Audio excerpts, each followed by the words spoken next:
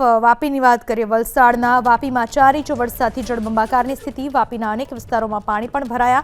વાપીનું railway ગરનાળું પાણીમાં ગરકાવ થઈ ચૂક્યું છે. રેલવે ગરનાળામાં પાણી ભરાતા વાહન વ્યવહાર સંપૂર્ણપણે બંધ કરી દેવાનો વખત આવ્યો છે. દર વર્ષે ચોમાસામાં વરસાદના કારણે રેલવે ગરનાળું બંધ થઈ જાય છે. ગરનાળાની સમસ્યાના કાયમી ઉકેલની સ્થાનિકોએ માગ કરી છે, છતાં સમસ્યાનો ઉકેલ આવતો નથી. આ વિશે વધુ માહિતી આપવા આપણી સાથે જોડાઈ ચૂક્યા છે મારા સંવાદદાતા બ્રિજેશ શાહ.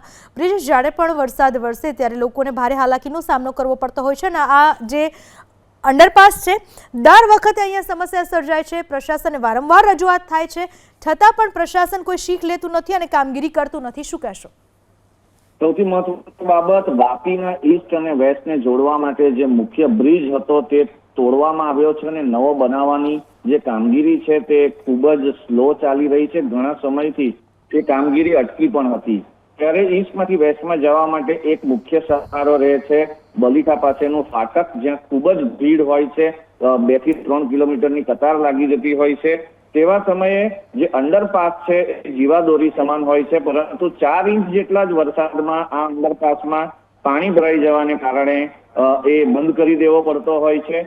મોટર મૂકવામાં ચોક્કસ આવે છે, પરંતુ આજુબાજુની ભૌગોલિક પરિસ્થિતિ એ પ્રકારની છે કે આજુબાજુના વિસ્તારનું પાણી ફરી પાછું આ જ ગરનાળામાં આવી જતું હોય અને માત્ર 4 ઇંચ કે 5 ઇંચ વરસાદની અંદર જ આ પરિસ્થિતિનું નિર્માણ થતું હોય છે, જેને લઈને લોકોને ખૂબ જ તકલીફ વધી જતી હોય છે. અત્યારે વાપી જાણે થંભી ગયું હોય, કામ વગર કોઈ બહાર નીકળતું ન હોય તેવી સ્થિતિમાં આવી ગયું છે.